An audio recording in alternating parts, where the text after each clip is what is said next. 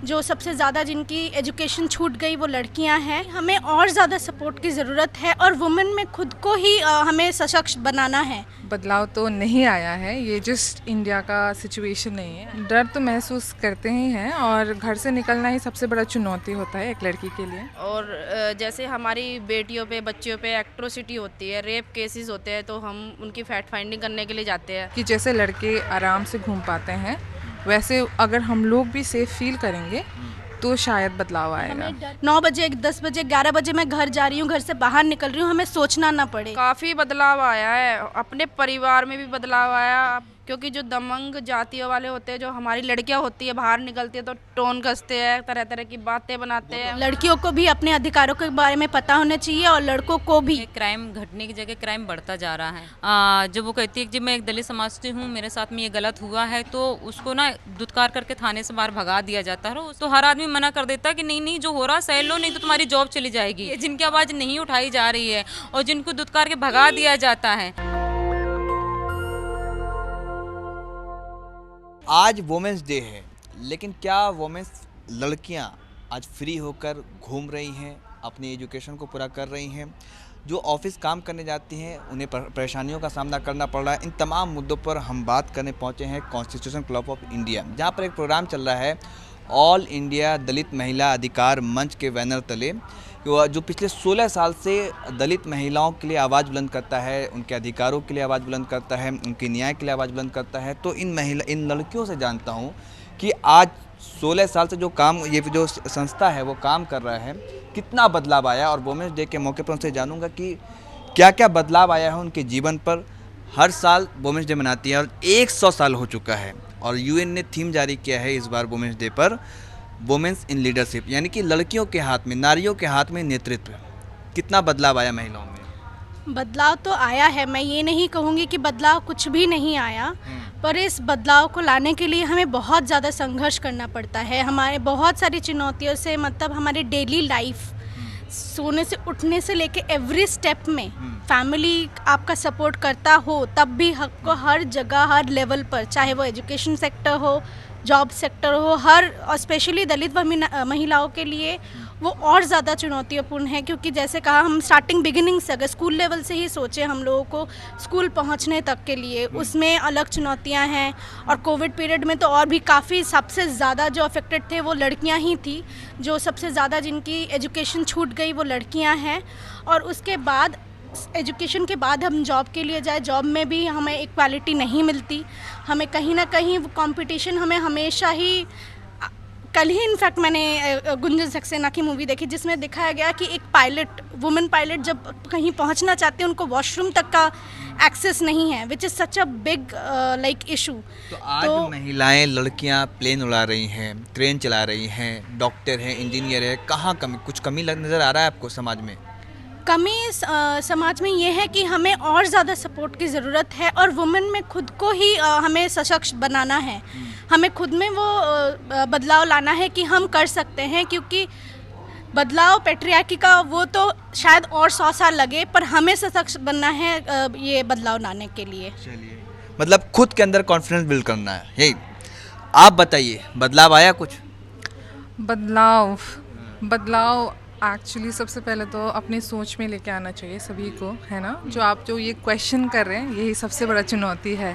महिला होके प्लेन उड़ा रही है, महिला होके ट्रेन चला रही है। अगर बात आती है कि आधी आबादी का हक मारा जा रहा है, आधी आबादी को वो अधिकार नहीं मिल रहा, जब लड़के वो काम कर सकते हैं तो लड़कियां क्यों नहीं, ये सवाल जो किए जाते हैं, तो मेरा सवाल ये है कि आज वुमेन्स डे है और 100 साल से इसको सेलिब्रेट किया जा रहा है, तो बदलाव आया या नहीं? बदलाव तो नहीं आया है, ये जस्ट इंडिया का सिचुएशन नहीं है, I think all over the world he same है।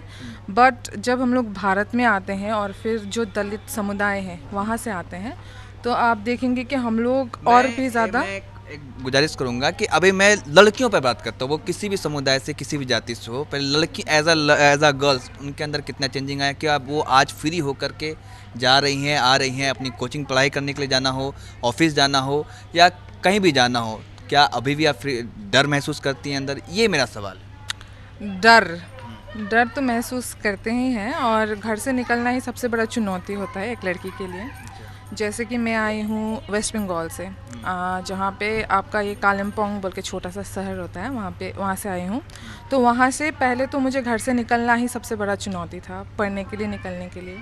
फिर अभी जब हम यहाँ पे आके काम करते हैं, वहाँ पे अलग ही संघर्ष है, लाइक अकेले रहने से लेके रास्ते में चलना या फिर ऑफिस में आना, लाइक बीइंग अ वुमेन बहुत बड़ा चुनौती है। तो अभी काफ़ी चेंजेस आए हैं, बट इसमें और भी चेंजेस ला सकते हैं और हर इंसान को अपनी सोच में बदलाव ला के ये चेंज आएंगे। तो मतलब क्या चेंज आए? लड़कियां आज जो घूम रही हैं, फिर रही हैं, क्या लड़कों का जैसा सिगरेट पिए, दारू पिए तब बदलाव आएगा?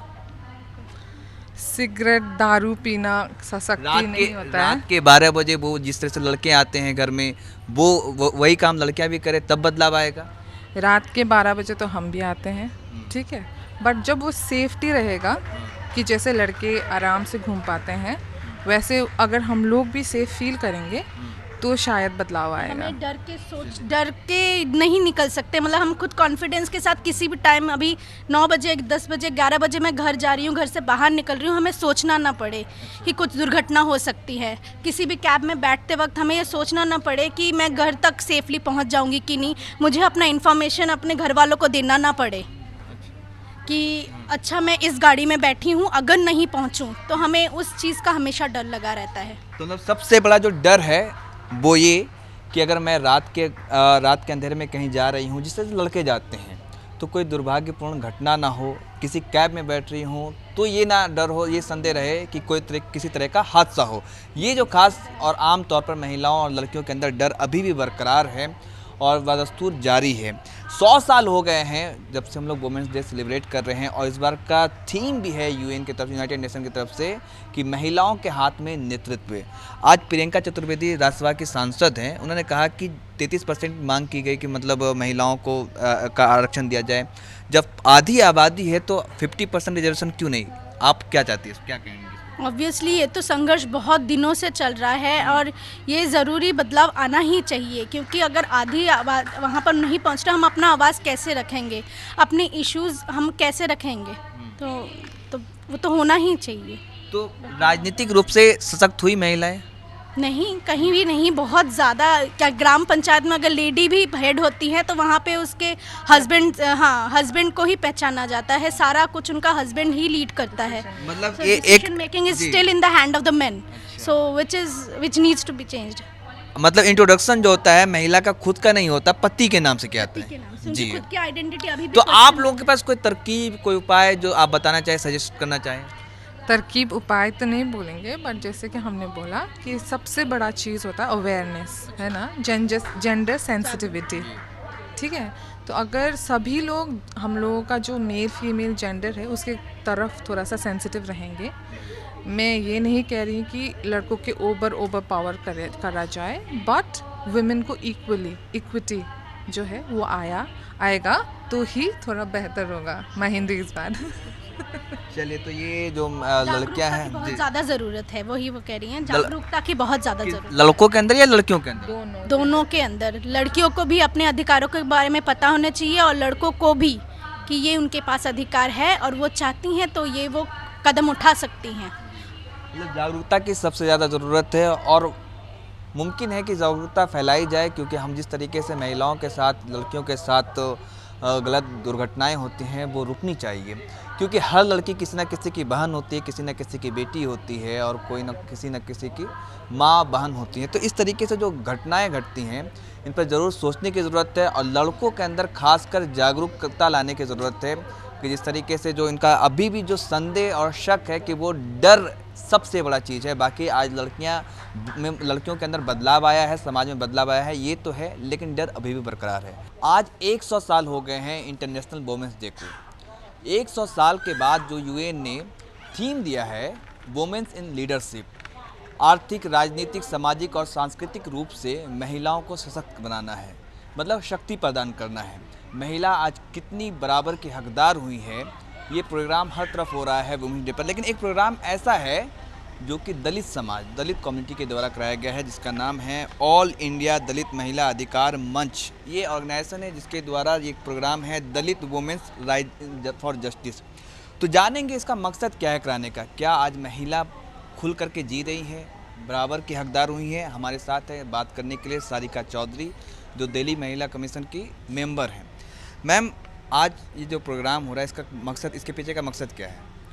एक्चुअली आज इन्होंने अपना डाटा रिलीज़ किया है और उसमें दिखाया कि 2019 में स्थिति कैसी थी, अब स्थिति कैसी है। क्राइम घटने की जगह क्राइम बढ़ता जा रहा है और ख़ास तौर से ये भी मुद्दा था, आज बहुत बड़ा मतलब मुद्दा था कि बहुत सारे जो दलित महिलाएं हैं जिनके साथ में रेप जैसी घटनाएं होती, टीजिंग जैसी घटनाएं होती हैं, या उनको किसी भी जहाँ पे काम करती है वहाँ पर जो घटनाएं होती हैं उसकी रिपोर्टिंग बहुत ज़्यादा कम है। और जब कोई भी महिला एफआईआर करवाने के लिए थाने के अंदर जाती है तो उसकी एफआईआर नहीं होती है, क्योंकि जब वो कहती है कि जब मैं एक दलित समाज से हूँ, मेरे साथ में ये गलत हुआ है, तो उसको ना दुत्कार करके थाने से बाहर भगा दिया जाता है और उसकी एफआईआर नहीं अब लिखी भी जाती है। ये भी चल रहा है?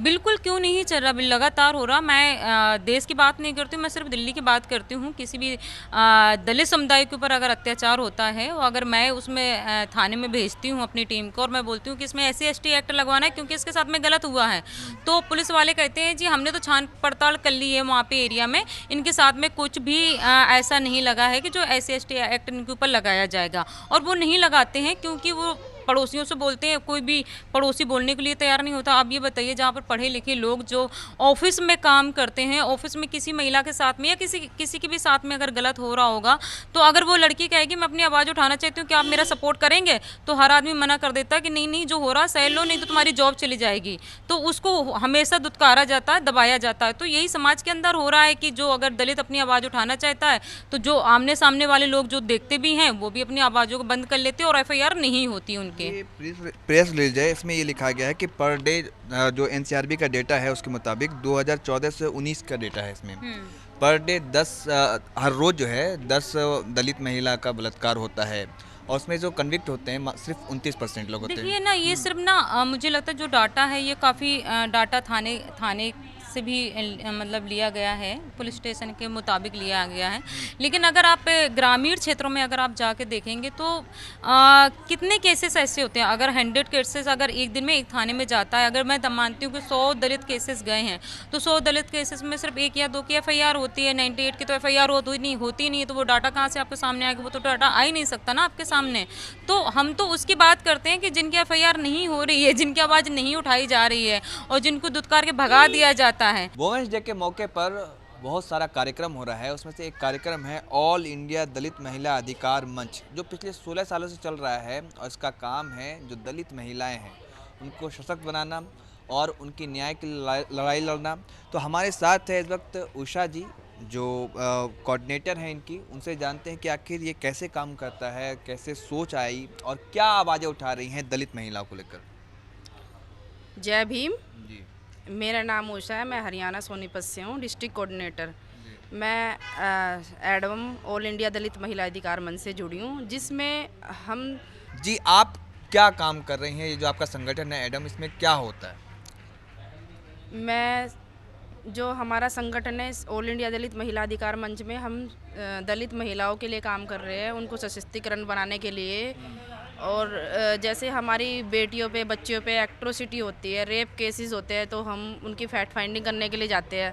तो जो हमारी पीड़िता होती है, पीड़िता को समझाते हैं, उनके घर वालों को समझाते हैं कैसे केस को आगे बढ़ाना है, उसका कंपनसेशन कैसे मिलेगा, चार्जशीट लगाई है या नहीं लगाई है, तो इस बारे में उनको अवेयर करते हैं। और गाँव में जाकर हम तरह तरह की मीटिंगें करते हैं, जिसमें स्कीमों सरकारी स्कीम में होती है, उसमें जो हमारी बच्चियाँ, हमारी बेटियाँ और हमारे जो बुजुर्ग लोग हैं वो अवेयर होंगे, तभी हमारा आगे बच्चियों को मौका मिलेगा बाहर निकलने का।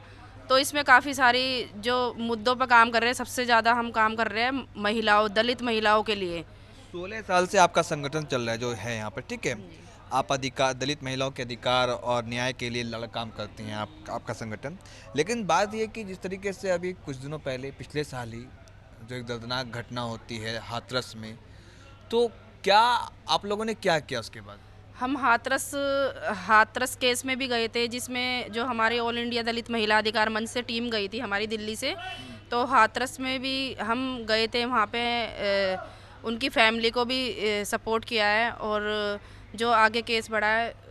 और हमने सोनीपत में और हिसार में, कुरुक्षेत्र में तरह तरह के मतलब काफ़ी प्रोटेक्ट किए हैं, जिसमें आसपास के जो संस्था वाले हैं वो भी हमें सपोर्ट कर रहे थे प्रोटेक्ट करने में। तो इसका प्रोटेक्ट करने के बाद हमें इस चीज़ का ये हुआ कि उनको फांसी, उनको अपराधियों को सज़ा मिली।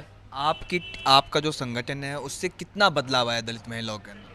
काफ़ी बदलाव आया है, अपने परिवार में भी बदलाव आया और अपने आसपास के लोगों में भी बदलाव आया है। क्योंकि सबसे पहले तो ये होता है कि लड़कियों को बाहर निकलने का मौका भी नहीं मिलता, ना ही फैमिली अलाउड करती। क्योंकि जो दमंग जातियों वाले होते हैं, जो हमारी लड़कियां होती है बाहर निकलती है तो टोन कसते हैं, तरह तरह की बातें बनाते हैं, उनको छेड़ाछाड़ी करते हैं। हर जाति की लड़कियों पर होता है। हर जाति की लड़कियों के पर दलित जाति के ऊपर इसलिए होता है क्योंकि उनकी सपोर्ट नहीं मिल पाती, क्योंकि उनके पास पैसा नहीं होता, ताकत नहीं होती, डर के बैठ जाते हैं। पर वो जब अवेयर होंगे तो एक कानून, जब कानून की उनको सही कानून की जानकारी होगी, एक्ट की जानकारी होगी, तो वो सही दिशा मिलेगी, तो वो सामना कर पाएंगे।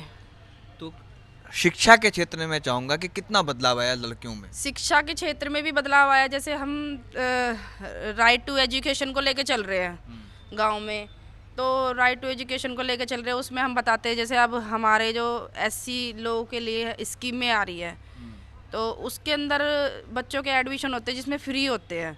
हमारे जो दलित परिवार है वो नहीं करा पाते एडमिशन प्राइवेट स्कूलों में, तो इससे भी काफ़ी बदलाव आया है। और जैसे 14 साल की लड़कियां ड्रॉप आउट हो जाती है तो उसमें हम अब दूर होते हैं स्कूल, इस वजह से जा नहीं पाती, पर हम जानकारी उन्हें ये देते हैं कि दूर स्कूल होते तो भी जा पाए, उनको समझाया जाता है, उनको तुरंत दोबारा भी एडमिशन कराया जाता है उनका, वो ये काम करते हैं हम। लोगों को बहुत ज़्यादा बदलाव आया है एडवम के माध्यम से। तो ये कहना है बहुत बदलाव आया है एडम के माध्यम से जो ये प्रोग्राम चल रहा है। आज 100 साल हो चुके, पूरी शताब्दी हो चुकी है जब से वुमेन्स डे हम लोग सेलिब्रेट कर रहे हैं। और आज ये जो साल है, ये जो 8 मार्च है, ये अलग है क्योंकि इस बार UN ने वुमेन्स इन लीडरशिप का थीम दिया है कि महिलाओं के हाथ में नेतृत्व हो। और जो ऑल इंडिया दलित महिला अधिकार मंच है जो दलित महिलाओं को शैक्षणिक तौर पर, आर्थिक तौर पर, राजनीतिक तौर पर सशक्त करने का काम करता है और वो पिछले 16 साल से काम कर रहा है। तो इनका कहना है कि बहुत बदलाव आया है समाज में। दलित महिलाएं, जो दलित लड़कियां जो पहले निकलती नहीं थी, अब वो निकल रही हैं धीरे धीरे। नेशनल दस्तक की आपसे गुजारिश है कि अगर इसको बचाना चाहते हैं तो नेशनल दस्तक को सब्सक्राइब करने के लिए रेड कलर के सब्सक्राइब बटन को दबाएं, फिर बेल आइकन की घंटी दबाएं। नेशनल दस्तक को बचाने के लिए बहुत जरूरी है कि हर खबर को शेयर करें, लाइक करें, कमेंट जरूर करें।